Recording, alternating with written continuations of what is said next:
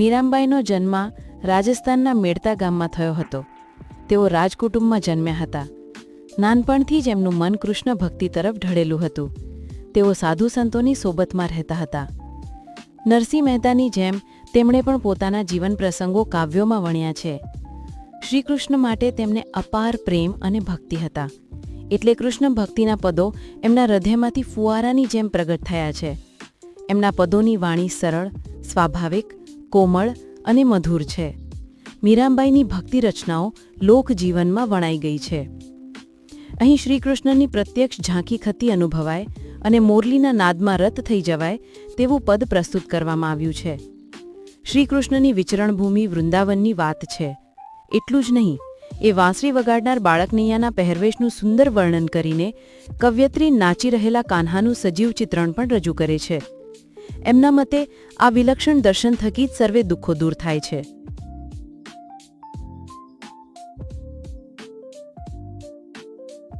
વાગે છે રે વાગે છે, વૃંદાવન મોરલી વાગે છે, તેનો નાદ ગગનમાં ગાજે છે. વૃંદા, નાદ, અવાજ. વૃંદાવન, શ્રીકૃષ્ણની વિચરણભૂમિ. મોરલી, વાંસળી. ગગનમાં, આકાશમાં, સ્ત્રોતમાં સ્પષ્ટ વ્યાખ્યા નથી, પરંતુ સંદર્ભ મુજબ. પંક્તિની સમજૂતી. કવિયત્રી કહે છે કે વૃંદાવનમાં વાંસળી વાગી રહી છે. આ વાંસળીનો અવાજ નાદ આકાશમાં ગુંજી રહ્યો છે.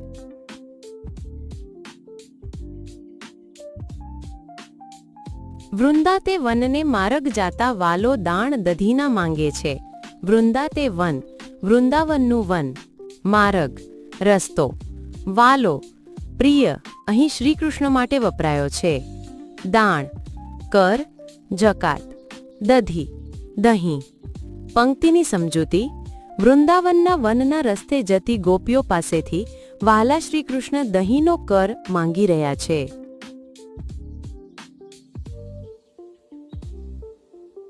વૃંદાવનના વનમાં રાસ રચ્યો છે. પીળા પિતાંબર, જરકસી જામો, પીળો તે પટકો સાજે છે. વૃંદા. પિતાંબર, પીળું કે રેશમી અબોટિયું. જરકસી, કસબી કસબના ભરતવાળું. જામો, મોટા ઘેરવાળો, ઘણો જ નીચો એવો એક જાતનો અંગરખો. પટકો, પટકુળ, લુગડાનો ટૂંકો કટકો.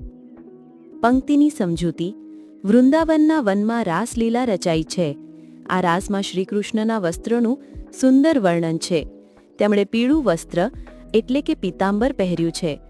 સાથે જરીના ભરતવાળો મોટા ઘેરવાળો અંગરખો ધારણ કર્યો છે. પીળા રંગનો પટકો એટલે કે લુગડાનો ટૂંકો કટકો તેમના પર શોભી રહ્યો છે.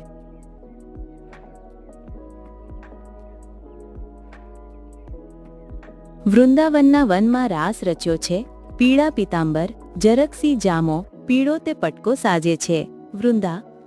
પિતાંબર, પીળું કે રેશમી અબોટિયું. જરકસી, કસબી કસબના ભરતવાળું. જામો, મોટા ઘેરવાળો, ઘણો જ નીચો એવો એક જાતનો અંગરખો. પટકો, પટકુળ, લુગડાનો ટૂંકો કટકો. પંક્તિની સમજૂતી. વૃંદાવનના વનમાં રાસલીલા રચાઈ છે. આ રાસમાં શ્રીકૃષ્ણના વસ્ત્રનું સુંદર વર્ણન છે. તેમણે પીળું વસ્ત્ર એટલે કે પિતાંબર પહેર્યું છે. સાથે જરીના ભરતવાળો મોટા ઘેરવાળો અંગરખો ધારણ કર્યો છે. પીળા રંગનો પટકો એટલે કે લુગડાનો ટૂંકો કટકો તેમના પર શોભી રહ્યો છે.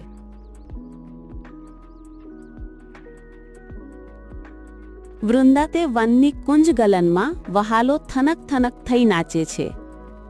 કુંજગલન, કુંજમાં થઈને જતો સાંકડો માર્ગ. વૃંદાવનની પ્રાચીન કુંજગલી. વહાલો, શ્રીકૃષ્ણ. થનક થનક થે, નાચવાનો લય. પંક્તિની સમજૂતી. વૃંદાવનના વનની સાંકડી કુંજગલીઓમાં વહાલા શ્રીકૃષ્ણ થનક થનક થઈને નૃત્ય કરી રહ્યા છે. કવયત્રી નાચી રહેલા કાન્હાનું સજીવ ચિત્રણ રજૂ કરે છે.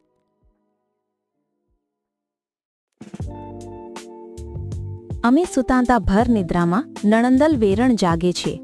ભર નિદ્રામાં એટલે કે ઊંડી ઊંઘમાં. નણંદલ એટલે કે નણંદ, પતિની બહેન. વેરણ એટલે કે વેર રાખનાર, દુશ્મન. પંક્તિની સમજૂતી છે કે મીરાબાઈ અથવા ગોપી કહે છે કે અમે તો ઊંડી ઊંઘમાં સૂતા હતા, પરંતુ તેમની નણંદ, જેમને તેઓ વેરણ દુશ્મન માને છે, તે જાગતી રહે છે.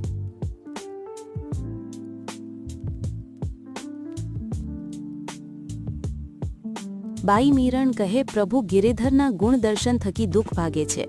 વૃંદાવનના જૂટના દર્શન થકી જ સર્વે દુઃખ દૂર થાય છે. ગિરિધર એટલે શ્રી કૃષ્ણ, પહાડના ધારણ કરનાર. ભાગે છે એટલે દૂર થાય છે. પંક્તિની સમજૂતી.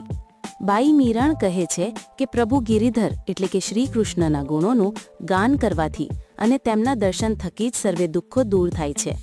મીરાબાઈના મતે આ વિલક્ષણ દર્શન થકી જ સર્વે દુઃખો દૂર થાય છે.